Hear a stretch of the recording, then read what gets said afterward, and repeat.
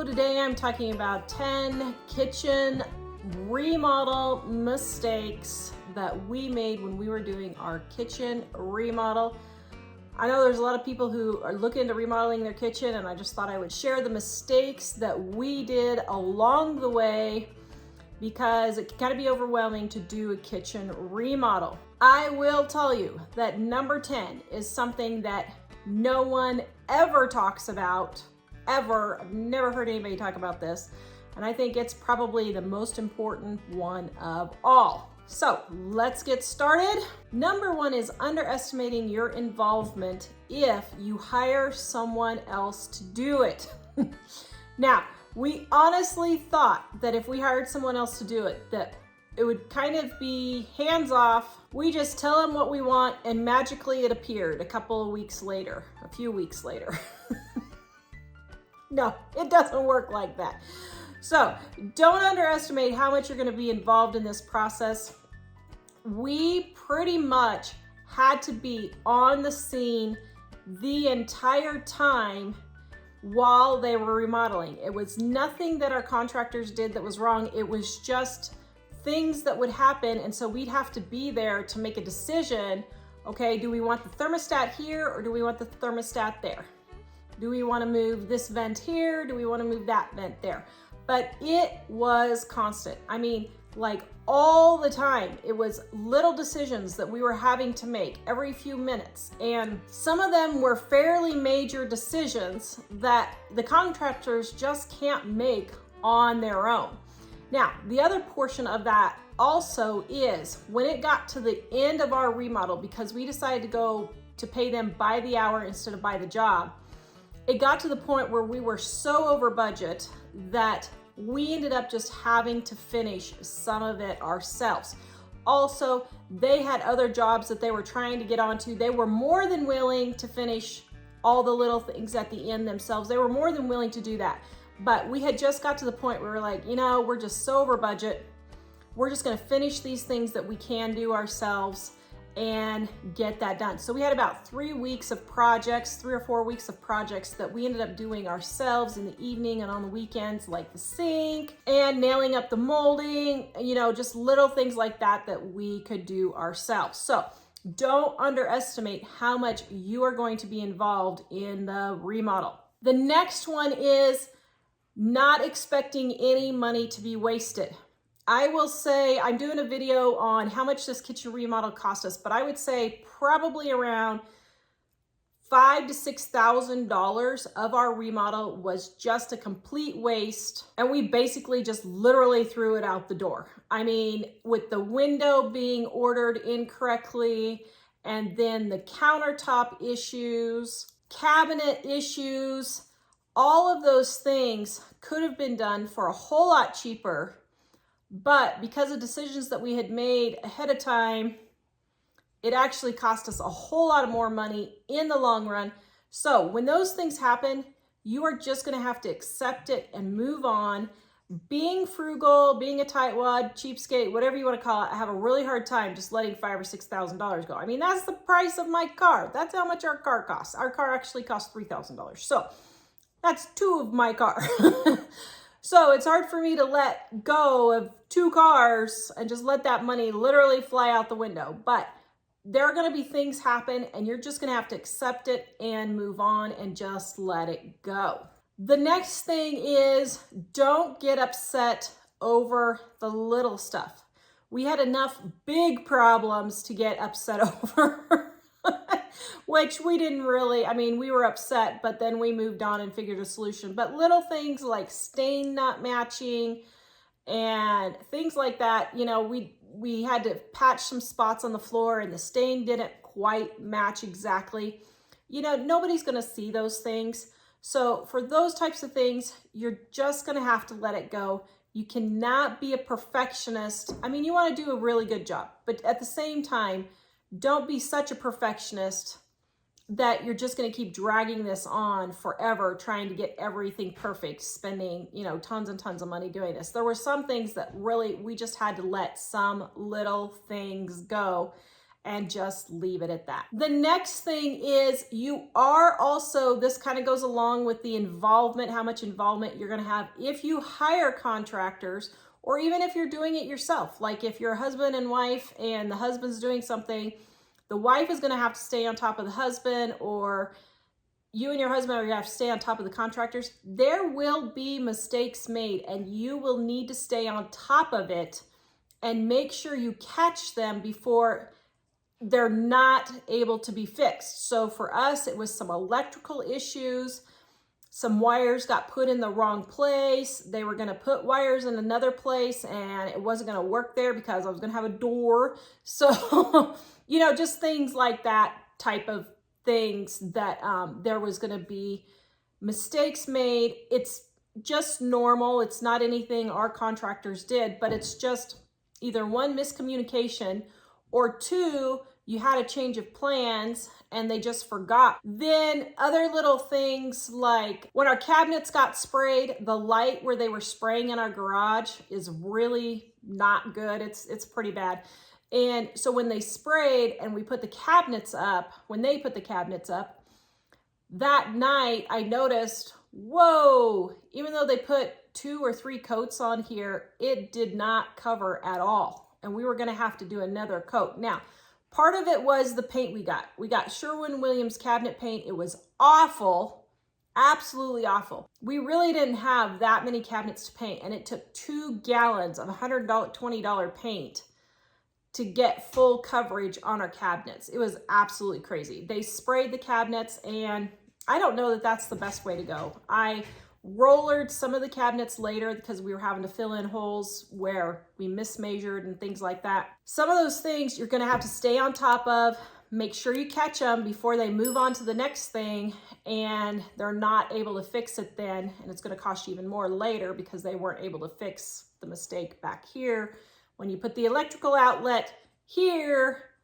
And then wait a minute, you got to put your door here and the drywall's already up. So where are you going to put your electrical outlet? That type of thing is the kind of things you're going to have to keep an eye on. Now, I will say this one I thought was a brilliant idea, but I wasn't so brilliant. I love old stuff. I just like old junk, So I thought it was a brilliant idea to use my 1920s, my original 1920s sink and base in my kitchen. Now, while it is really cute and I absolutely love it, I'm so glad I did it. Was it worth the headache that we had to go through to get it installed? No, not even close. What I should have done was just got a new sink that looked old.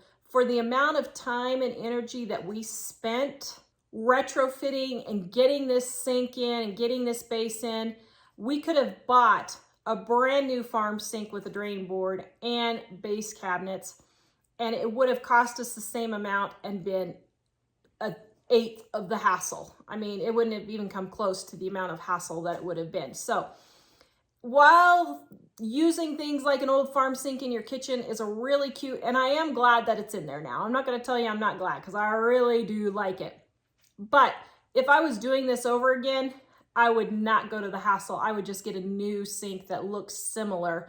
It would have been better, even though we only spent $100 on our farm sink, it would have been better for us to spend $2,000 getting a new sink and base cabinets, because it would have saved us so much time and labor that it would have paid for itself. So don't use old stuff. It's really not worth the headache. The next thing is, I wouldn't suggest using your old cabinets, especially if you hire a contractor. Now, if you're doing it yourself, it's probably worth it because you're not paying for the labor. But we spent a lot in labor in reusing our old cabinets. And quite frankly, we should have just ordered new cabinets in the color I wanted. They wouldn't have had to prep the cabinets. They wouldn't have had to jimmy rig the cabinets like for holes that we had and microwave cabinet that didn't work, and spend like my hood cover.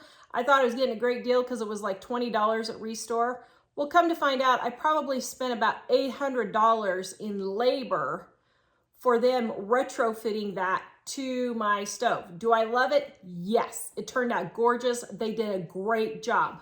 But It would have been a whole lot less time consuming and a lot cheaper if I would have just bought a new stove hood, or if I would have just had them start from scratch and build it from scratch. It probably would have taken a quarter of the amount of time. So if you're hiring a contractor, I would probably spend the money and get new cabinets, because by the time I spent all this labor on the cabinets that I had, I don't know that it actually saved me any money. The next thing is, do not throw away any packaging.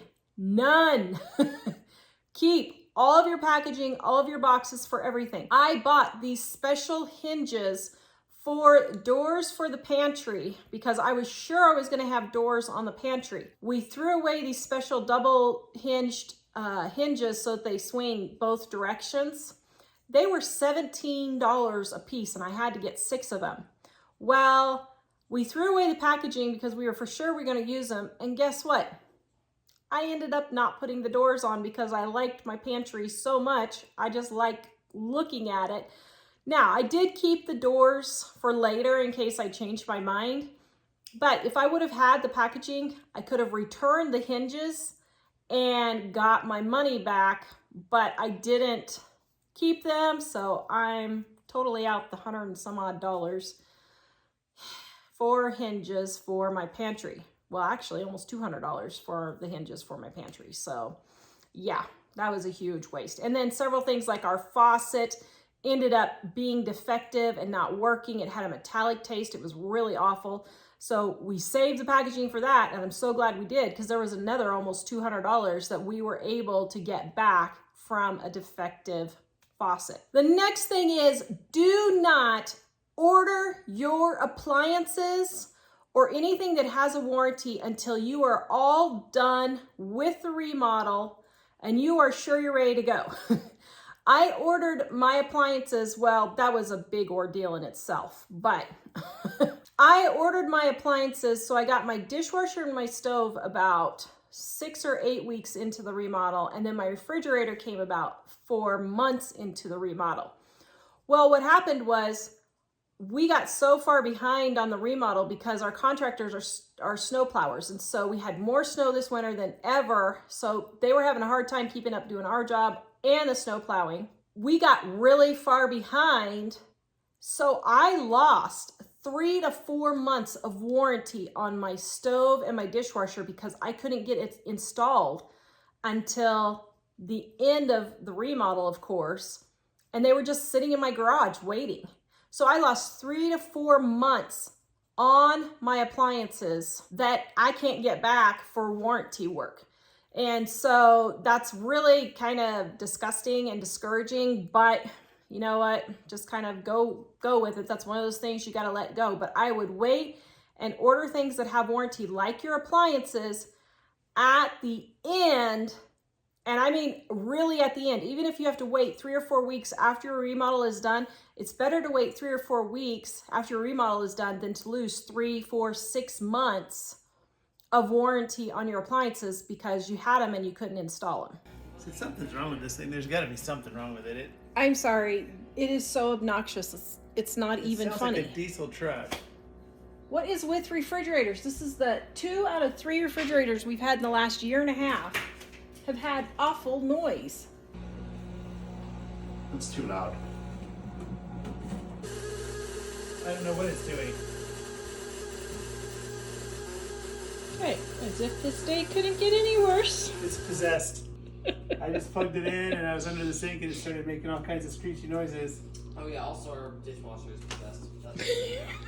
Okay, let's look up. Dishwasher makes screechy sounds and sounds like it's on fire. It smells like it's on fire. Oh my goodness. Wait. Votre sécurité est celle des autres très stop. important. We can call the place and request pistol, and then they'll call the warranty and set it up for us. So yay. What? Whirlpool, your logo's coming off the fridge. How did that happen? Oh my goodness. Buy your items as you're going to use them. Now, Home Depot, they're just awful. Our appliance repair guy calls it Home Desperate, and I don't blame him. That's basically the only big hardware store we have in town. We have 2 smaller ones, but that's the only big one where you can get appliances and stuff. But They are really cutting down. They are not letting you return anything after 90 days now. I was just there yesterday returning the faucet. A guy had a vent for the ceiling. They had it on the receipt and everything, but they refused to return it because it had been more than 90 days. They wouldn't even give him a store credit. So the next tip is only buy your materials when you actually need them. And even if you have to wait to get them ordered in, it's worth the wait, because like with us for our lights and stuff, we held on to them for 3 or 4 months, and thankfully I didn't have to return them. But we would have been in a real mess if I would have not got the lights up and then I had to return them. So I don't know if Lowe's or Menards or other places have better return policies. Check the stores before you buy the item and see what the return policy is, and make sure you know, so that if you have to return things later, you're not past that date on the return. Also, along with that, put everything on your credit card, everything. Because then when you go to the store, if you've lost the receipt, they can look it up on your credit card and find your receipt that way, so that you don't have to be so fanatical about saving all your receipts. I think I actually have 11 or 12 tips, but this tip is probably the most important that you have to remember when you're remodeling. There is not going to be an HGTV moment. There's not. First of all, Mike and I had several times when we thought we were done with the project, like 95% done, 98% done. When we filmed these 2 clips, this one ended up being another 3 months before the project was done, and this one was another 2 months before the project was done. And as I'm filming this, we still don't have our kitchen completely finished. We had a huge disaster with our countertops cracking, and so we still have to fix that. But there's not going to be a moment where you walk in and you're like, oh, it's all done. Oh, it's so beautiful. No. First of all, you're going to have to do a lot of cleaning. Secondly, you still have to put all of your stuff back in your kitchen. And then third, you're going to have to spend it decorating and getting everything in order and working all of that out. Well, by the time you get all that done, you're so worn out, you're like, oh, it's done. Okay, now I can relax. I don't have to think about it. But there is no HGTV moment. I'm telling you, I've never heard anybody talk about this, but it's kind of disappointing, anticlimactic. It's not gonna be that wonderful HGTV reveal moment. You walk into your kitchen and it's just all beautifully done. It just doesn't happen that way. So you kind of got to psych yourself up and prepare yourself for disappointment. Not really disappointment. I love my kitchen. Our contractors did a wonderful job, but it's just more of a, I guess it's just anticlimactic. You're just working and working and working for all of these months and spending all of this money, and then all of a sudden, boom, it's just done. So anyway, just brace yourself so you know that and you understand that in the end, and give yourself some time to rest afterwards. Guys, you can go watch my kitchen reveal right here. Please give us a thumbs up, subscribe, and share this video with someone you know who's remodeling a kitchen. Visit us at livingonadime.com.